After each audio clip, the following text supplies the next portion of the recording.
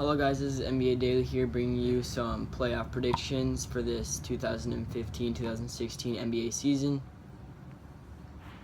So far, we're a couple weeks in, or about 3 weeks in, and most teams have played about 12, 14 games.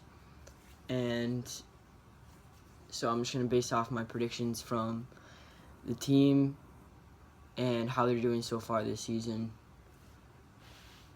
Starting off with the East, in the first seed, I chose Cleveland.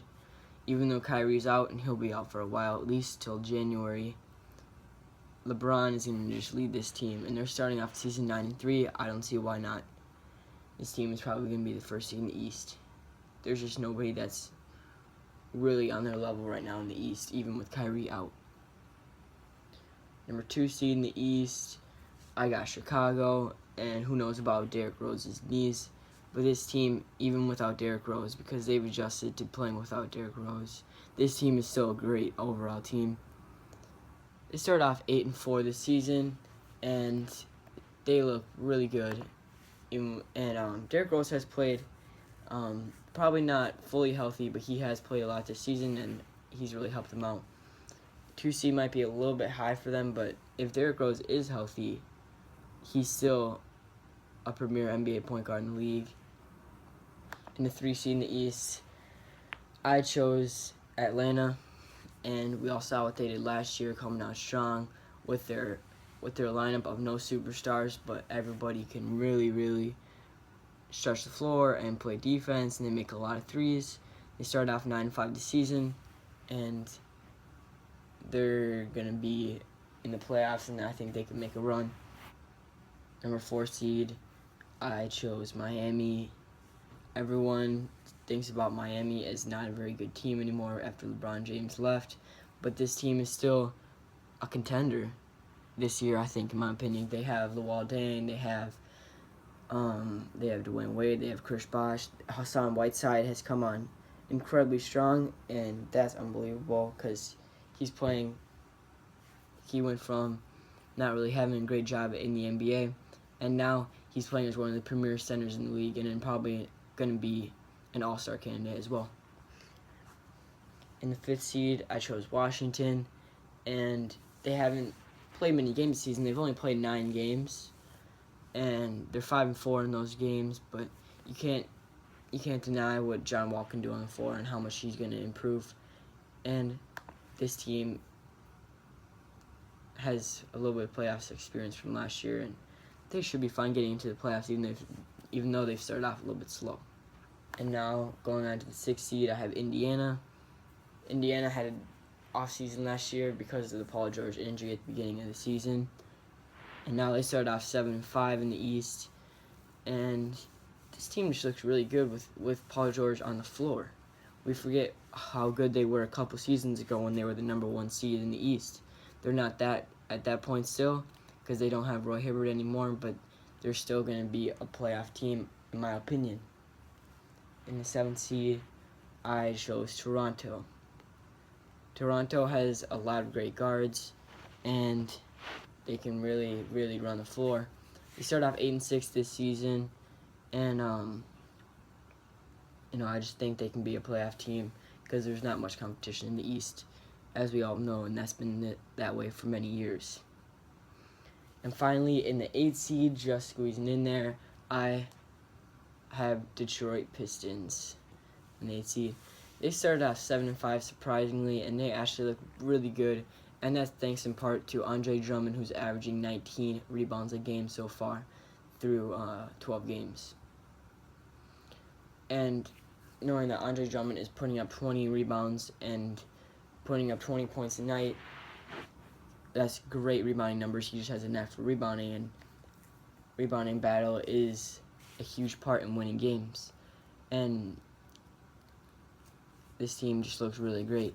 Reggie Jackson is playing great this season with that 7-foot wingspan, and it's unbelievable what they can do and to surprise the Eastern Conference. So to summarize it, I have Cleveland, Chicago, and then Atlanta, Miami, Washington, Indiana, Toronto, and finally Detroit. Now we're going to move on to the West. In the West, in the first seed, I have the Warriors, and I'm pretty sure everyone's heard about what the Warriors are doing this season. They're probably going to break the record for the best start in NBA history. And people are comparing them to the 95-96 Bulls, who went 72-10. Now, I'm not saying this team is Pippen, Rodman, and Jordan, because their big three is just Steph Curry, Klay Thompson, and Draymond Green. But this team started off 14-0, and that's just all that has to be said. I watched a game where they were down 20 points in the first quarter, and Steph Curry was like 0 for 5, and the game ended. They won by like 10 points. On an off night, they won by like 10 points, and Steph Curry put up like 30, 40 points. So, even on their off night playing a really good Clippers team, they still had no problem winning the game. And they're 14-0, and I don't know how long this is going to last, because somebody's going to beat them eventually. But there's no question they are going to be the number one seed in the Western Conference, which is already a pretty heavy loaded, skilled conference, and is pretty much completely better than East. But that seems to be no problem for the Golden State Warriors and Stephen Curry, who's averaging 35 points a game, 5 rebounds, 5 assists. Those are Michael Jordan numbers. I'm not saying he's any Michael Jordan, but he's averaging those kind of numbers for the first 14 games of this 2015-16 season. In the second seed, I chose Dallas. Dallas started off 9-4. They're 5-2 on the road, which is a great sign, always a great sign. And they actually started off 3-4, but now they're 9-4, winning 6 straight games, and that's part of the reason why I chose them. They have a lot of new faces on the roster, and that might be the reason why they start off 3-4. But now that they're getting used to the team, they won the last 6 games, and that's just a great sign that they're going to be up there in the Western Conference. With Dirk still putting up Dirk numbers and really still playing like Dirk, and they add LaMarcus Aldridge, and they're just playing really well, and that big man duo is just great fun to watch. They just play so fundamentally, and this team is great inside. And now in the third seed, I'm going to choose San Antonio, and every season somebody will say that San Antonio is going to be bad, that Tim Duncan's at the end of his career, that Tony Parker can't play the point anymore, that Manu Ginobili's not even a good starter in this NBA league anymore. But being coached by Greg Popovich, I don't care what team it is, they're going to be in the playoffs. And San Antonio started off 9-3, and it's just starting to just prove people wrong. Every year in and year out, they're going to keep winning. Until those guys retire, they're just going to keep winning. And then they got Kawhi Leonard now, who's playing like an MVP candidate. The fourth seed, I had to go with OKC. Even though they started 7-6, you just can't say that they're not going to be good, because OKC has that dynamic duo of Russell Westbrook and Kevin Durant. And Russell Westbrook had a breakout season last year, and with Kevin Durant back, he's playing just as good as he played last year, and adding Kevin Durant, it's just unbelievable to watch them play. Both of those guys put up 30 points a night, and it's crazy that both of those guys could be MVP candidates. In the fifth seed, I chose the Clippers. Again, they started off 6-6, which is not that great, but this team is loaded. Chris Paul is still an amazing ball handler and pick and roll. And DeAndre Jordan just grabbing every rebound that he goes up for. And Blake Griffin was working on his mid-range and his shooting touch ability, and he's really turning into a superstar power forward. Even though it started off 6-6, I'm not sure why. But this team is obviously going to be in the playoffs, and they're going to be making a run in the playoffs as well. And now, going on to the sixth seed, I had to go with Houston. another team that's really underachieving so far this year at 5-8. But you just can't deny what they did last year. They were the second seed last year, and they had James Harden with a breakout season and Dwight Howard. They ended up firing Kevin McHale a couple days ago after starting off 4-8 or 4-7, I can't remember, and that was the biggest mistake in my opinion. He led them to the second seed in the Western Conference. He led them to the Western Conference Finals, and yet he starts off when they have a little bit of a slump. He's fired, and now he's gone. He didn't turn into a bad coach over the offseason.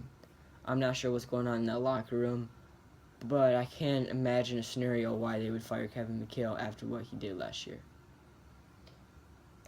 So that was a mistake in my opinion, but I still think they're going to be in the playoffs. Going on the 7th seed, I chose Memphis. That defense is going to win games day in and day out, and this team's going to be in the playoffs. They don't make a lot of threes. They're not pretty on offense, but Memphis just grinds for wins. Start off 7-6, not that great, but this team, I don't know what to say. They won 4 straight games, so that's good. And they start off really, really slow. That's what I'll say right there. They started off really, really slow. 3 games under 500, but they won the last 4 games. So that's really good. So, yeah, I think they're going to be in the playoffs in that 7th seed. In the 8th seed, going on, I chose the Phoenix Suns. I didn't really want to put them in there because I don't think they're the greatest team, and I don't think they're really that fit for a playoff spot in the Western Conference, like over teams like Denver and over teams like Utah, and those teams are really doing good this season.